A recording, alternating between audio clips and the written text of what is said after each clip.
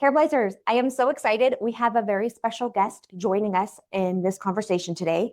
This is Branden Heins. He is a wealth advisor at Arrowhead Wealth Partners. And we met at a dementia friendly event here in Buckeye, Arizona. Yeah. So that's how we connected. He was one of the speakers at an event where I was also a speaker.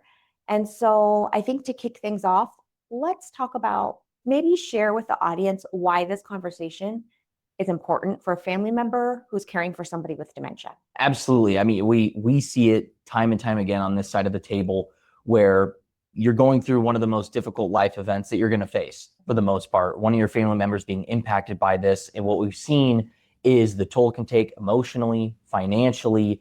And so we've been affected by it personally in our family. And so it was a really good partnership that we're able to do this to really bring the conversation full circle and what it looks like to really build the team around the caregiver and their loved one that's impacted by this. And so it really was the impetus for this happening. And it's been really cool. Yeah. So I think a lot of people hear the term wealth advisor. They think like, oh, well, if I'm not rich, like I don't even need to consider this. So talk to us about who really needs to tune in on a conversation like this. I think the misconception of, oh, well, financial advisor, wealth advisor, I need to have so much money.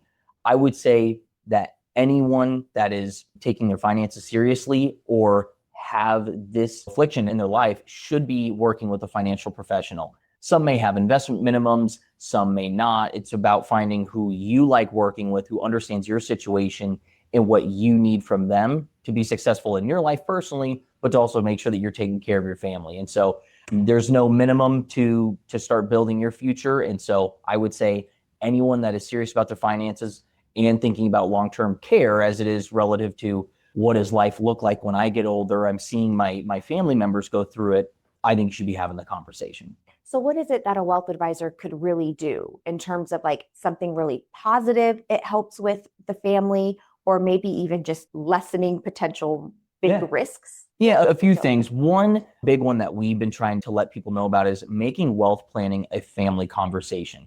You see it where the person with dementia, Alzheimer's, was handling all of the finances and the spouse is completely out of the loop. I don't know passwords. I don't know where accounts are. I don't know if our beneficiaries are up to date. What if something happens? Having that conversation, and we do it in this office where we bring the family together. We go through whose roles and responsibilities it is to take care of XYZ for the family. Hey, this is my role, helping vet homes that they should be looking at, or do we look at aging in place? So that's one thing. The second item is for us to be able to show, okay, what's the estimated cost of healthcare? If you come to us and you're working with a placement agent or someone that is well-versed in the space, and you say, hey, it may be there's a buy-in or there's no buy-in, but it's this amount monthly, we can show that in a financial plan to show, okay, based on the assets that are there, here's what we're working with, and here's the best possible situation we could put you in. Obviously, we can't guarantee anything, but here are some ways that we can at least ballpark what you may be looking at from a financial standpoint on the outlay.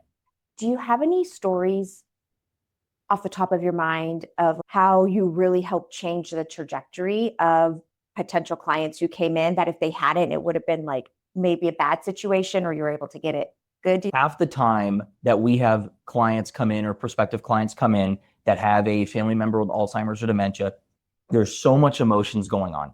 And a lot of times I hear here in the Valley is there's no way we can afford it. And so it's really refreshing to show the numbers, actually dive into it together, build out your plan to be able to see the light click in their head to go, it's going to be okay. And hearing those words across the table is that we feel better than we were when we first came into the office. That's something that never gets old for us. Yeah. I imagine in the unknown, there's lots of fear and anxiety, but once you actually put it out on the table and look through the numbers and it's logical, a lot of that anxiety kind of dies down and goes away. 100%. And I think just taking it a step further, meeting with a financial advisor is very important, but really building that care team around you. So having the state attorney, having your CPA, we all play friendly. And so when you have someone in your family that's afflicted by dementia or Alzheimer's, we want to be able to make sure that we're working in coordination with them to make sure that we're on the same page about what is the best care that we can provide. And so I think that's something else that a lot of people don't think of. They think they're doing this all by themselves and they're on an island. There's so many people going through this and there's so many caregivers in the same spot. Okay, that's really good. And I imagine with dementia, it can last years, Yeah. decades. I imagine that's a hard thing to financially plan for. And a lot of families might think, I want to keep them at home as long as possible. But then things happen. It's like, oh, maybe I need a care facility to help care for my loved one. Are there ways to try to like look at where it might go? We have ideas of what we would like to happen, but what actually happens? Ideally, perfect situation is where someone is self-insured. Okay. You've built up enough throughout your working years to where, hey, we can build an income budget to say, okay, you need X amount of dollars to be in the care that you want or to have the care come to your home. Hopefully, if you have saved enough for retirement, we can make that work. The other areas to look at, you have your traditional long-term care insurance that has not been as popular lately due to some of the items around it, and the underwriting became a little bit more challenging sometimes. Looking at all the levers to use, there's ways to position life insurance to access the death benefit before they pass away. You can actually use that. There is criteria that you have to meet or that the individual has to meet, but there's a couple different ways we can position it. And so whether it's I'm self-insured or I have this old long-term care policy, is it going to be enough? We can factor all of these things in, and maybe it's a blend of everything to get you what you want. But there's usually a couple levers to pull that people don't think of right away. They just look at, well, I don't think we can afford it, right? Exactly. They think like, well, I don't have the money in my bank account, or I don't have it directly in my retirement account. Yep. Then they think, well, there's no choice. I think that's where the added value of having someone from the outside, a financial professional, to look over the situation. And maybe it's even equity in your home and they want to age in place. Does a reverse mortgage make sense? So there's so many ways that you can make it work. It's just a matter of what makes sense for you and your guys' family. I love that. All right. I wrote down a couple of questions here that I want to make sure that we go over. But one on the top of my head right now is it ever too late for somebody to be seeking out a wealth advisor? No. Now, there's some implications for someone that already has dementia and has been diagnosed, obviously, with a power of attorney. If you don't have that created yet, that's going to be a tough time. But I will say, I don't think it's ever too late. Whether you are a pre-retiree and you're conscious of healthcare, you have a family history of dementia, Alzheimer's, building your plan around knowing that this may impact us down the road. What does that look like? Versus maybe someone just in retirement, hey, I need X amount of dollars. This is the gap. I'm getting Social Security. Maybe I have a pension. There's this leftover gap that is really eating into me, and I want to see how I can structure my investments to help with that. So I don't think there's ever too late. The big thing is not working with someone at all. I think trying to do this by yourself and be a caregiver is very challenging emotionally and financially. Now, would there be any downside for somebody to reach out? Maybe their loved one already has a diagnosis of some type of dementia. No, not at all. To get a second opinion, I always tell people the worst thing that's going to happen, you're going to have to sit in a financial advisor's office. But best case scenario, you learn a few things. Hey, now we can actually put a plan in place. So really little downside to at least having a conversation with someone just to see what your options are. Or a lot of times it's people coming in because they need to vet and they need to talk and they understand how stressful it is. And just being able to have someone across the table help with that conversation. Okay, I love that.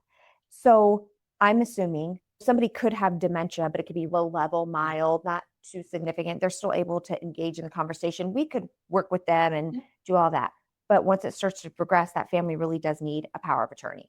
Yeah, there's a few things before a diagnosis comes on where you start catching things. A good thing for financial professionals to have on accounts is what's called a trusted contact person.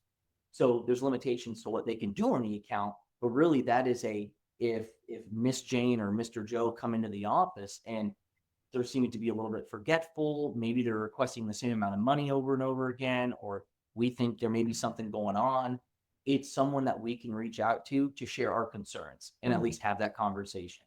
And so I think the trusted contact is the first line of defense from a financial standpoint, to have another set of ears and eyes to be, hey, there's some things that we may want to consider here. Obviously, you have your power of attorney that your attorney can draft up as well. And then just knowing, okay, as this does progress, what do we need to be looking at early on? Can you still do day-to-day activities? However, when it comes to financials, I've seen cases where people are trying to do their required minimum distribution multiple times. They already did it.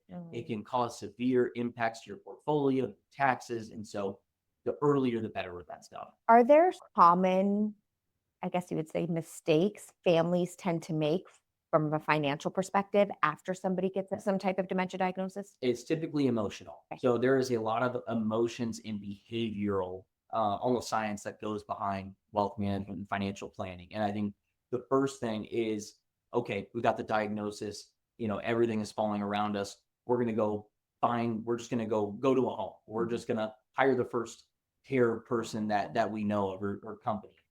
Take a second, meet with your professional, meet with your family, have that conversation. Hey guys, we planned for this, or B, we didn't plan for this. Okay, what are our next steps? Is there vetted resources in our community that we should go to before we start giving our money to people that may have not been properly vetted and maybe aren't the right care for that person? And so I think that initial wanting to do something because you need to do something, just take a pause, talk to the professional team around you, and look for those local resources that have been vetted and you can trust. How would somebody begin to do that? How do you know if somebody's vetted? Yeah. So typically, if you look at, Dementia Friends in Arizona, looking at communities that really this is what they do. And you may see, are the employees of that company that come and provide home care, are they background checked or the drug test, just to make sure that it's not just someone off the street. We like to think the best of people, but that does happen, especially in this industry. And when we're working with at-risk communities, it's important to make sure that there's a company that that other people have worked with, the people you trust have worked with them, and working with your financial professional or your estate attorney. Usually they have some contacts that they've worked with that their clients have had good experience. So that's always a good start. You can reach out to your local city, reach out to your local community resources too on the government websites. And then at the moment a diagnosis of some type of dementia happens, should the financial strategy change in pretty much all cases? Yeah, I wouldn't say that it changes every time. Okay. But sometimes typically people think, oh, if you're young, you're really aggressive, or if you're older, you're really conservative. That's not always the case. And so you may have a couple in their 70s that they understand the risks, they have the money, they have the capacity to be more aggressive.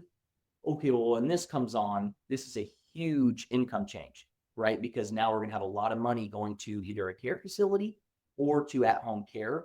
Now, do we need to be more conservative and be more focused on income generation out of your portfolio and your investments versus, hey, we're going to be all growth, all to the wall.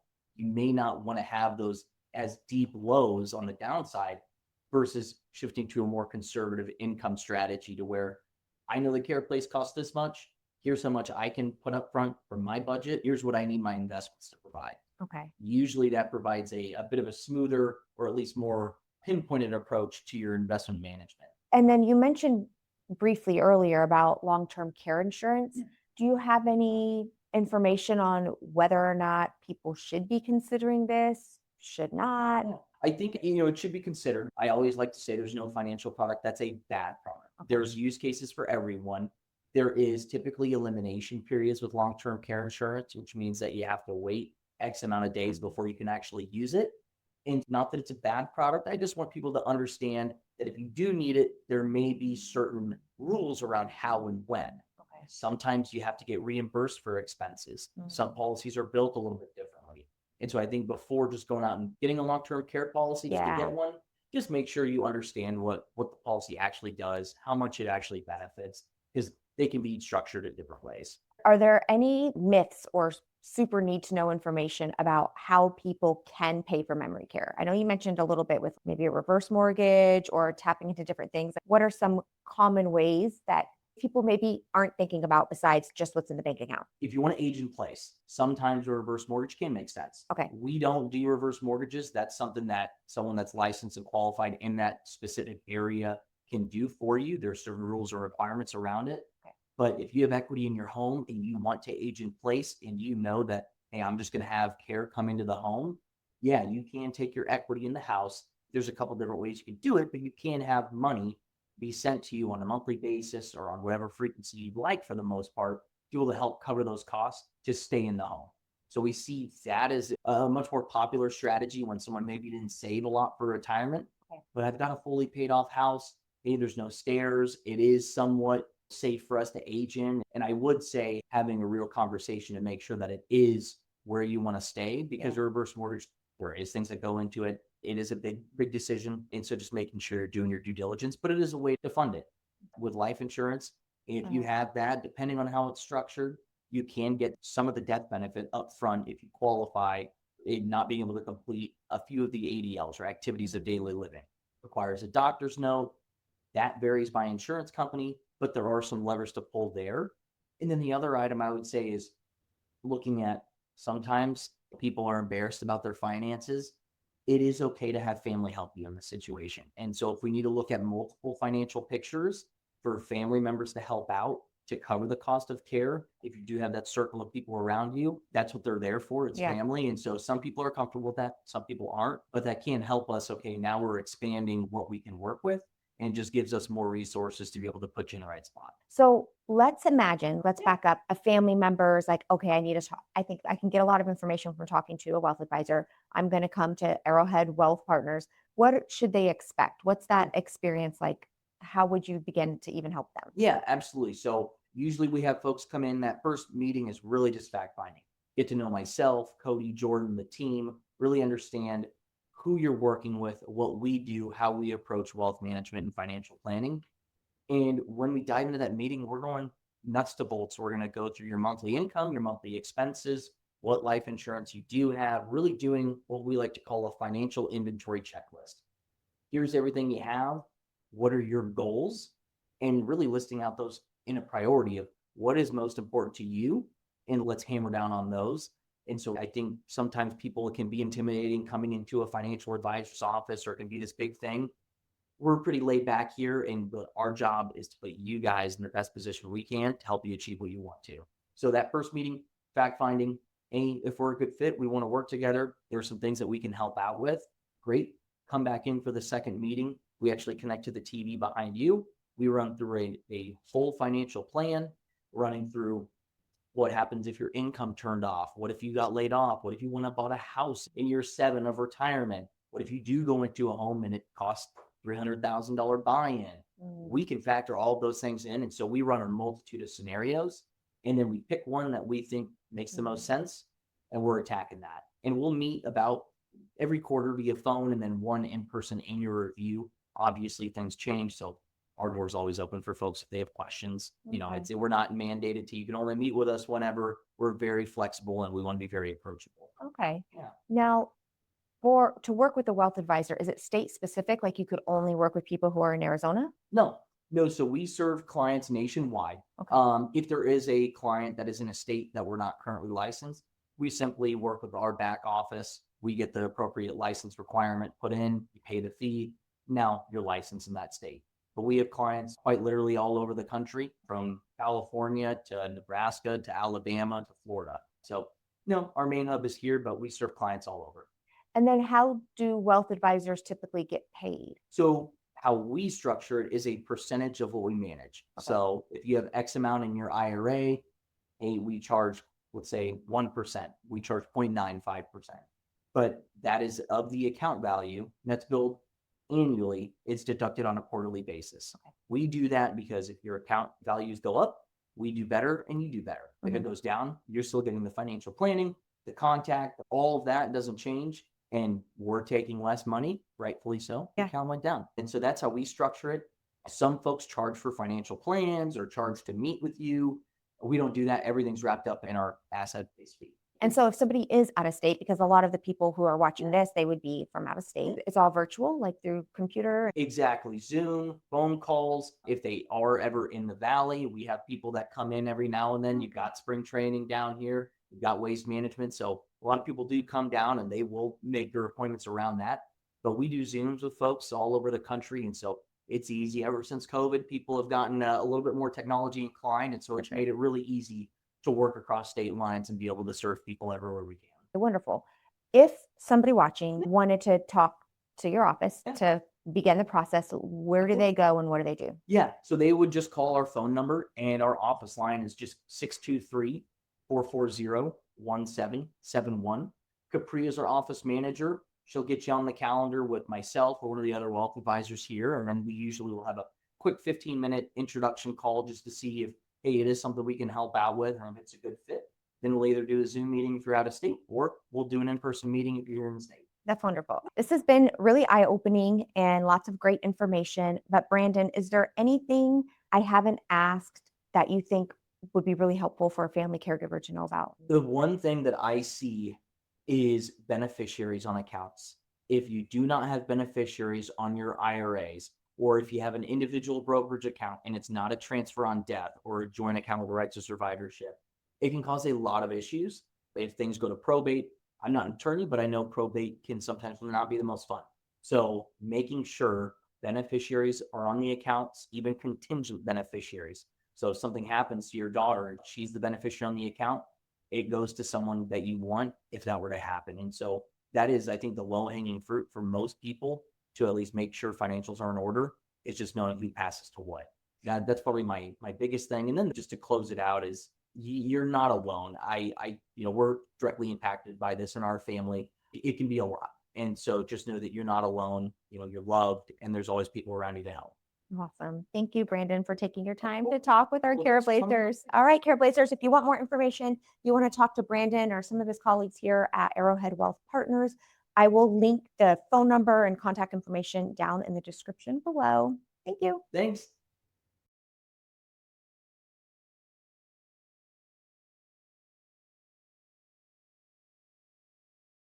Also, Nico gets a belly rub for every person who subscribes from this video. So if you haven't already, click the red subscribe button. It's totally free, and Nico says thank you very much.